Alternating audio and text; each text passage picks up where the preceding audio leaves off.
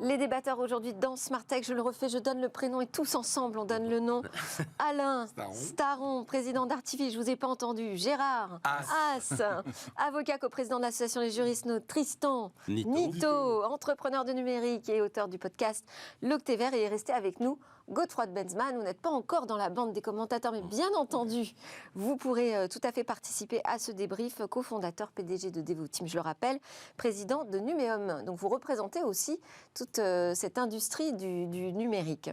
On va commencer avec une actualité très juridique et sociétale en même temps. Ces smartphones épluchés lors de garde à vue. On a de plus en plus de témoignages autour de nous, de manifestants qui nous disent on me demande de déverrouiller mon smartphone, on épluche tout ce qui est à l'intérieur, mes réseaux sociaux, mes contacts. Est-ce que ces pratiques sont conformes, je dirais, à ce qu'on a écrit dans notre loi française? Alors non, non, pour une raison très simple, c'est sur le cas particulier du manifestant. Oui. C'est un droit constitutionnel le fait de manifester. C'est sa liberté d'opinion et de montrer que l'on n'est pas d'accord. Si on vous arrête et quand vous manifestez, vous ne commettez pas un délit. C'est simplement votre expression de citoyen. Donc si on vous arrête et qu'on vous demande d'avoir accès à votre portable et de le déverrouiller, là, vous avez le droit de vous y opposer et j'allais dire, et même si jamais on vous arrête, de garder le silence. En revanche, il y a un autre cas. Si je suis en garde à vue, c'est peut-être parce que je suis soupçonné d'avoir causé un délit. Parce que Darmanin fait une bavure, hein. Ça peut arriver quand même. Hein. C'est déjà arrivé, il est possible que ça se reproduise à nouveau.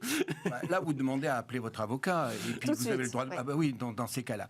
En revanche, le souci, et notamment sur la question du déverrouillage de portable, c'est que en fait, il y avait en l'espèce un dealer qui avait été arrêté en flagrant délit et il passait en fait ses commandes ou ses livraisons via son smartphone. Et là, il est en garde à vue et la police lui demande de déverrouiller son smartphone. Il refuse, et là, il l'accuse de délit, de ne pas collaborer avec la police, et se pose la question, et ça va aller devant les tribunaux, de savoir s'il a le droit de s'opposer à cela. Les tribunaux, dans un premier temps, tribunal correctionnel, puis ensuite les cours d'appel, vont considérer qu'il avait parfaitement le droit de ne pas répondre et de déverrouiller son smartphone. Là, ça va jusqu'en Cour de cassation, et là, la Cour de cassation considère que dès lors que sur un smartphone, vous avez la possibilité d'un déverrouillage qui se fait de manière cryptée, et c'est notamment les iPhones, notamment. Bon, eh bien, les nouveaux smartphones maintenant, ils sont verrouillés par des codes ou par de la reconnaissance faciale. Elle considère que c'est une convention de cryptologie, c'est-à-dire que ça relève de l'article 26 de la loi sur la confiance dans l'économie numérique. Et là, elle applique l'article 432-15-2 qui dit qu'à ce moment-là, c'est un délit. Et donc, elle condamne, elle renvoie la décision devant une cour d'appel en disant il faut le condamner parce que là, cette opposition n'est pas acceptable. La cour d'appel refuse, et donc ça revient devant la cour de cassation qui, en assemblée plénière, décide que le déverrouillage d'un téléphone dès lors qu'il a été crypté, c'est un délit et ça doit être... En fait, on embarque dans notre poche des technos beaucoup trop perfectionnés par rapport à notre besoin, parce qu'on se retrouve sous le coup de lois qui ne sont pas forcément prévues pour ce cas d'usage. Absolument, mais en fait, finalement, dans votre téléphone, vous avez tout. Vous avez votre vie privée, vous avez votre vie entière, vous avez votre carnet d'adresses, vos amis, peut-être des notes qui peuvent être éventuellement très intimes, etc. C'est comme si on violait votre domicile. Finalement, c'est votre domicile que vous portez sur vous. Et votre domicile, on ne peut pas le perquisitionner sans qu'il y ait un juge qui intervienne et qui dise « Ah bah oui, c'est cette personne, il faut aller perquisitionner chez elle parce qu'elle a fait des choses suffisamment graves qu'on soupçonne et qu'il faut confirmer. » Mais là, c'est votre téléphone. Si c'est finalement un clone de votre numérique, enfin de votre domicile numérique, on ne peut pas demander juste comme ça à un policier de tout ce que j'ai chez moi. Comme ça. Ouais. C'est exactement en fait ce qui s'est passé et c'est pour ça que les cours ont résisté en disant finalement il y a des moyens de pouvoir accéder au portable. Cette solution de facilité que demandent les enquêteurs, elle est disproportionnée. Affaire à suivre. Parce que alors, ça va on a trois tweets que je voulais montrer de Mathieu Audibert, qui est officier de gendarmerie, doctorant en droit privé et sciences criminelles. Il nous explique dans quelles circonstances refuser de communiquer le code de déverrouillage de son téléphone est une infraction pénale. Donc il nous dit qu'il faut que l'infraction soit caractérisée. Le téléphone doit être équipé, vous l'avez dit, d'un moyen de cryptologie. Donc bon, en gros, c'est quand même le cas de la reconnaissance faciale ou la reconnaissance de l'empreinte digitale, j'imagine, tombe dans cette catégorie. Même le code. Juste un code. Même le code. En fait, la question est peut-être, est-ce que le contenu est chiffré sur le téléphone? Et ça doit être ça, en fait, je pense, l'élément déclencheur. Si le contenu est chiffré, crypté, le vrai mot c'est chiffré, mais je suis un peu pédant. Et donc, c'est mieux d'employer le bon terme, je suis d'accord. Voilà. Alors s'il est chiffré, à ce moment-là, il y a convention de cryptologie, et donc, mais en fait, c'est pas vous qui décidez. Quand vous achetez un smartphone, un iPhone, par défaut, il est chiffré, et donc de facto, quand vous ferez arrêter cette convention de cryptologie, on nous met entre les mains une techno qu'on n'a pas forcément réclamée. Nous, on n'est pas. J'allais dire 98% des gens ne font pas des choses illicites. Alors, il faut que le téléphone ait été utilisé pour la préparation ou la commission d'un crime ou d'un délit. Bon, mais ça, je ne peux le savoir qu'une fois que je suis rentré dans le téléphone. Ou lorsque vous êtes pris en flagrant délit. On suit quelqu'un, il y a plein de choses qui peuvent se passer. En fait, si vous voulez, la vraie question, c'est qu'aujourd'hui, les technologies, puisque là on parle sur les technologies, c'est la question de savoir sécurité ou liberté. Et en fait, on voit que la balance, elle va vers la sécurité et vers moins de liberté. Le détenteur du téléphone doit avoir été informé aussi de ces deux éléments. Et ensuite, il nous précise quand même que justement, par rapport à la perquisition, une perquisition, pas besoin d'appeler son avocat. Non, il y a un juge qui a décidé, et puis il doit y avoir l'effet de surprise. Et là aussi, donc ça ne sert à rien au commissariat de dire « j'appelle mon avocat ». Oui, mais si vous voulez, le problème, c'est que quand vous êtes pris dans une garde à vue... Enfin, moi, je vous appellerai peut-être quand même. Oui, quand vous êtes dans une garde à vue, quand vous êtes dans une garde à vue, vous vous sentez vraiment seul. Donc, à ce moment-là, c'est bien qu'il y ait quelqu'un qui vienne et pourra rappeler les choses, dont notamment, vous avez le droit de garder le silence. En revanche, dès lors qu'on est soupçonné d'avoir commis un crime, le fait de résister, cette résistance pourra faire l'objet d'une sanction. C'est quand même 3 ans d'emprisonnement et 250 000 En tout cas, on voit que là, on est face à des nouvelles pratiques qui nécessitent peut-être de repenser quand même les règles et nos lois et de les adapter, encore une fois. On passe à notre autre actualité. On va parler de TikTok et compagnie, j'ai envie de dire, de toutes ces applications estimées récréatives, interdites aux fonctionnaires. Alors c'est comme ça que c'est présenté en France, comme si, je ne sais pas, on n'avait pas envie de stigmatiser uniquement l'utilisation de TikTok par les responsables de l'État. Comment vous avez réagi face à cette annonce ?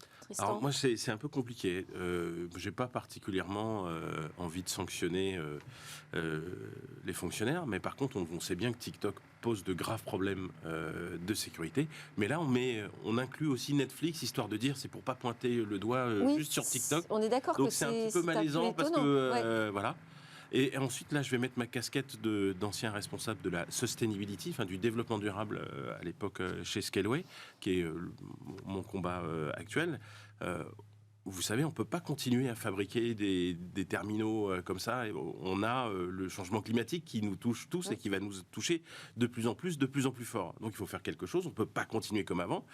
Et là, pourquoi je vous parle de ça ? Parce que en fait, on est en train de dire à des millions de fonctionnaires, vous allez avoir un smartphone perso qui va vous servir très peu, et un smartphone professionnel juste parce que TikTok fait des bêtises sur les données personnelles.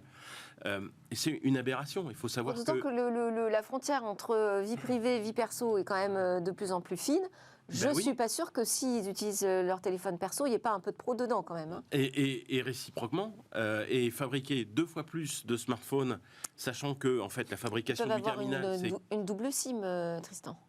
Mais c'est toujours le même smartphone, mais c'est la même ligne. Donc en fait, ça ne résout pas le problème. Si vous avez TikTok sur votre téléphone pro, même si vous avez une double SIM, ne change rien. Donc je suis obligée d'avoir 2 matériels différents. Il faut avoir 2 matériels différents, donc 2 fois l'empreinte carbone. C'est vrai. Et cette empreinte carbone, il faut la diviser par 5 et pas la multiplier par 2. Donc voilà, c'est tout. Je pense qu'il y a une erreur de stratégie majeure. Il ne s'agit pas de stigmatiser les fonctionnaires en les empêchant d'avoir des applications récréatives. Parce que ce n'est pas ça le problème. Le problème, c'est qu'il y a des entreprises qui espionnent. Et ça a été démontré. Donc appelons un chat un chat. Alors politiquement, diplomatiquement, ça pose peut-être un problème. Mais à un moment, si on dit que TikTok... Les États-Unis, ça leur pose pas de problème, visiblement. Soit TikTok change de main et devient un capital. Alors les Américains disent un capital américain, il faut peut-être que l'Europe se réveille un peu. Soit c'est banni. Voilà. Et le PDG de TikTok, devant la commission américaine, a bien indiqué aux Américains, écoutez, désormais, on aura des serveurs aux États-Unis et on ne surveillera pas. Et ça ne suffit pas. Et ça suffit pas. On est d'accord, ça ne suffit pas. Le serveur peut être aux États-Unis, ils peuvent quand même surveiller ce qui se passe. La question, est-ce qu'il est normal que quelqu'un, dans l'exercice de son travail, et s'il ne c'est pas nécessaire, qu'il utilise TikTok, Instagram, etc. Oui. Ça, c'est aussi notre question. Bon, en même temps, il ne faut pas être totalement déconnecté de la société non plus dans son travail. On se trompe. Quand on dit ça, on dit ce que vous dites, et on se trompe, parce que ce n'est pas le combat. Alors, dans la communication de Stanislas Guerini, dans son tweet, le ministre de la Transformation et de la Fonction publique, il introduit quand même cette mesure pour garantir la cybersécurité de nos administrations et de nos agents publics. C'est pas je fais attention à ce que ce soit pas la cour de récré dans les smartphones. Donc les choses sont dites, c'est un problème de cybersécurité et même il parle d'attaques sur les administrations qui sont de plus en plus importantes, donc il faut être prudent. Mais on ne va pas jusqu'au bout en disant c'est juste des applications récréatives. Alors TikTok est quand même cité. C'est le sujet quand même. Oui, on a du mal à passer une réaction peut-être, Godefroy. Je pense qu'on a tous, et nos entreprises ont le problème, exactement le même problème. On cherche des solutions. On évoquait avant l'émission ce que nous, on cherche à faire chez Devoteam. On voulait cloisonner à l'intérieur des mobiles des partitions. Je pense qu'on vit tous le problème. Et c'est comme un sujet sur lequel on sera obligé de prendre des décisions. Mais c'est pareil. En fait, toute la vie des personnes, des entreprises, doit être repensée au regard de la technologie. Et c'est pas fini. Et ça nous gêne. Mais on va quand même être positif sur cette démarche. C'est que ça a le mérite de nous faire prendre conscience, alors je dis nous, mais plus largement l'ensemble des fonctionnaires et même l'ensemble des Français, ça met le sujet sur la table, faire prendre conscience quand même des risques à utiliser des applications dont on ne comprend pas ou dont on ne connaît pas forcément très bien tout le fonctionnement. Snowden, il l'avait dit à un moment donné, ce qui a fait que ça a permis d'avoir le RGPD. Pourquoi TikTok n'appliquerait pas les mêmes, si vous voulez, règles de fonctionnement que font les plateformes américaines. Donc c'est bien de résister. Ouais. Moi, je pense qu'on gagnerait avec des exemples. Oui. De piratage, parce que ça a l'air un peu théorique, on peut croire à une théorie du complot, enfin c'est compliqué de justifier. Le point du RGPD. Si on dit que tel fonctionnaire américain, parce que ça a été démontré, il s'est fait suivre, et que le gouvernement chinois sait qu'il était là, puis là, soudain on va se poser la question. Mais le sujet du RGPD, je pense qu'il est majeur. Et toutes ces applications qu'on a sur nos smartphones et qui ne sont pas RGPD, mais c'est inacceptable. On ne devrait pas pouvoir rentrer en Europe sans être RGPD. C'est là où j'ai quand même du mal à comprendre qu'on continue à laisser passer et qu'on soit obligé d'aller faire ce genre de déclaration, de se demander si TikTok c'est bien ou pas. Elle n'est pas RGPD, voilà. D'autant plus que TikTok, ça concerne énormément les mineurs. Là, on parle des fonctionnaires. Là, on dit qu'on peut empêcher de remonter l'âge des réseaux sociaux. Ouais. Enfin, à un moment, il faut appeler un chat un chat. TikTok n'est pas très bon. Alors le fait d'élargir c'est pas un chat, ça, c'est... Le fait d'élargir à d'autres applications, y compris des américaines, ça permet aussi peut-être de se dire, il n'y a pas que le problème d'espionnage, de collecte de données du côté de la Chine. Ça peut se faire aussi outre-Atlantique, tout ça, c'est pratique. Donc, et ça se fait, d'où le Cloud Act, d'où le... Est-ce que c'est pas une façon, je sais pas, un peu politiquement, de dire, on a un problème, mais peut-être pas qu'avec les Chinois? On parlait de Snowden. Snowden, il nous a expliqué que au départ, Snowden, il nous a parlé surtout des Américains et de la NSA. Et on sait depuis ce temps-là. Et ça... Non, mais je veux dire, c'est peut-être une habileté diplomatique finalement. Effectivement. Pointer du doigt. Oui. Peut-être que mentionner Netflix, qui est américain, est une façon mais vous aussi, de mouiller un peu les Américains, bien sûr. Bon, il faut quand même graduer les ennemis. Je pense qu'on a quand même plus intérêt à se protéger de TikTok que des Américains. Même maintenant, les Américains, à mon avis, c'est pas parce qu'ils ont... On est quand même en discussion ferme aujourd'hui autour du bouclier sur les données. Bien sûr. Non, mais là-dessus... Mais ils ont un problème avec notre RGPD, quand même. Donc, de toute façon, il faut pas lâcher, il faut pas plier. Allez, autre actu qu'on va commenter ensemble sont les influenceurs dans le viseur de Bercy. C'est Bruno Le Maire qui dévoile les mesures de sa proposition de loi pour encadrer le métier d'influenceur, réguler les partenariats publicitaires sur les réseaux sociaux. Encore un sujet pour Maître Haas, ça. Pas que, mais en fait, c'est un phénomène de société. Les influenceurs, c'est les nouveaux vendeurs qui sont des nouveaux vendeurs. Et en fait, ils n'appliquaient pas les règles. C'est un petit peu... Et ils pensaient qu'ils pouvaient tout faire. Et face à ça, il n'y avait pas cette civilité, ce comportement, si vous voulez, citoyen. On faisait n'importe quoi. Et c'est bien qu'on rétablisse les choses. En revanche, il y avait un problème, c'est que... En fait, c'est la question des publicités trompeuses. Et jusqu'ici... D'une manière générale, ce qui est intéressant, c'est de savoir la communication que fait un influenceur, dès lors qu'elle a une finalité qui est commerciale ou s'il en retire un avantage, eh bien, elle devient... C'est la notion de publicité qui a été étendue. Ouais. Et donc, on est bien face à quelque chose qui est une publicité. Et il faut que la personne qui reçoit ce message soit informée de cela. C'est un petit peu toute l'idée... Mais ça, c'est des règles qui sont déjà en place. Oui, mais c'était pas fixé. On est d'accord. Hein. C'était pas fixé. C'était jamais observé. Quand quelqu'un vous dit il faut utiliser tel service ou j'ai trouvé que tel service ou tel produit était génial, etc. Est-ce que c'est quelqu'un de désintéressé qui pense du bien du produit et en parle, ou bien est-ce que c'est quelqu'un qui est payé pour? Et là, c'est plus du tout la même chose. Et la loi est extrêmement claire. Non, ce que je veux dire, c'est sur YouTube, Google avait déjà imposé ses règles, typiquement. Alors, je vois pas à quoi vous faites référence. Tous les placements de produits doivent être signalés. Il y a une transparence qui est imposée à tous les youtubeurs. Et d'ailleurs, les Cyprien et compagnie sont allés à l'Élysée pour dire attention, on n'est pas des méchants, pas trop nous stigmatiser non plus, on n'est pas des voleurs. Il y a déjà des règles qui sont posées. Alors là, l'idée que la France dise je vais élargir et on va mieux définir qui sont ces influenceurs, on estime qu'il y en a 150 000. Mais on a le député aussi, Éric Bothorel, qui dit attention. Il a précisé qu'il ne voterait pas l'article 1 parce que peut-être qu'on risque d'aller un petit peu trop loin. Oui, mais il y avait quand même un problème, c'est-à-dire qu'un influenceur se pensait investi du pouvoir de parler de l'alcool, de chirurgie esthétique, du tabac. Ça, ce sera interdit, chirurgie esthétique. Voilà. Et donc ça a été prévu, ça a été mis en place. Après, c'est vrai que c'est un peu très large puisqu'il y a cette notion d'avantage en nature. Ouais. Donc ça, mais en même temps, il faut quand même être cohérent. Dans les entreprises, dans les organisations, il y a des règles contre la corruption, contre le blanchiment. On veut de la transparence, on veut de l'exactitude. Donc il faut que ces personnes disent exactement où elles en sont, qu'est-ce qu'elles reçoivent, et à partir de là, tout marche. Enfin, il n'y a pas de problème sur les influenceurs en général, mais il y avait des dérives qui étaient inacceptables. Bon, donc on applaudit. Allez, c'est rare. On peut.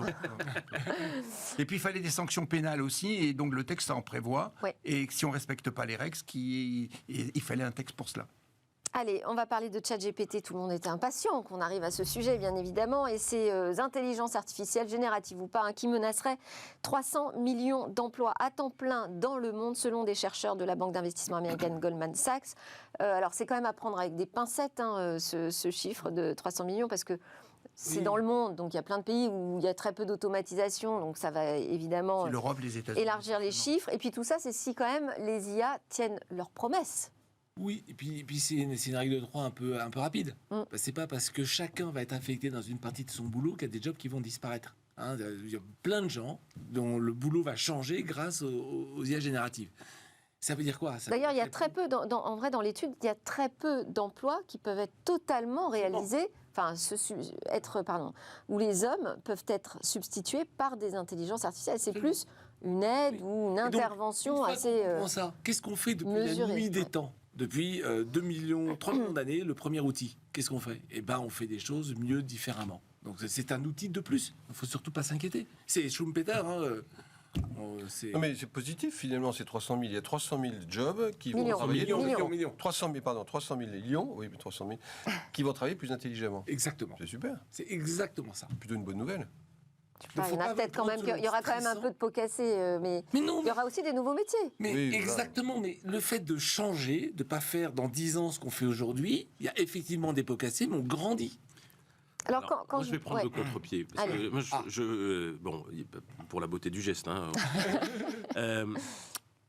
La technologie est depuis toujours l'outil, au départ, du javelot des origines ou du silex, jusque plus récemment, dans les années 70, des robots, des machines-outils, et maintenant des robots logiciels, puisque ce ne sont pas vraiment des intelligences artificielles, mais en tout cas, sont des outils qui génèrent du texte, des images et sûrement des vidéos dans le futur, etc., étaient censés aider l'homme. Mais là, ils menacent l'homme, en fait. On le voit depuis les années 70, le chômage de masse. Quand vous étiez remplacé par un robot qui faisait votre boulot mieux que vous, il ne vous aidait pas. Le robot, il aidait peut-être votre patron, mais vous étiez remplacé par une machine, c'était pas un truc pour vous aider. Et là, aujourd'hui, on continue comme ça. Alors, finalement, c'est peut-être pas l'outil qui est un problème, c'est peut-être le capitalisme. Enfin, parce que il nous remplace sur quoi? Sur quel type de tâches? Après, c'est ça aussi le sujet. Sur quel type de tâches qu'on a été très contents la rédaction de contrats, je pense que les contrats les plus faciles, ils vont une claque. Mais est-ce que ça a vraiment de la valeur d'aller écrire des contrats 10 fois de suite? Non, mais ça n'a aucune valeur. Mais ça fait vivre des gens. Alors, mais effectivement, mais ce que je voudrais dire, c'est que ChatGPT, d'abord, c'est quelque chose, on ne peut pas l'éviter. Et il faut le comprendre. Ça, c'est déjà un premier point. C'est déjà scandaleux, par exemple, qu'à Sciences Po, on l'interdise, alors qu'on devrait former nos élites à réfléchir à une meilleure utilisation. Deuxième phénomène, dans sa programmation, ce qui a été fait au départ dans la création de cet outil, c'est d'être juste au-dessus de la moyenne, d'être moyen plus. Ça élimine déjà à peu près 75% de la population, parce que déjà d'entrée de jeu, donc ils se sentent menacés.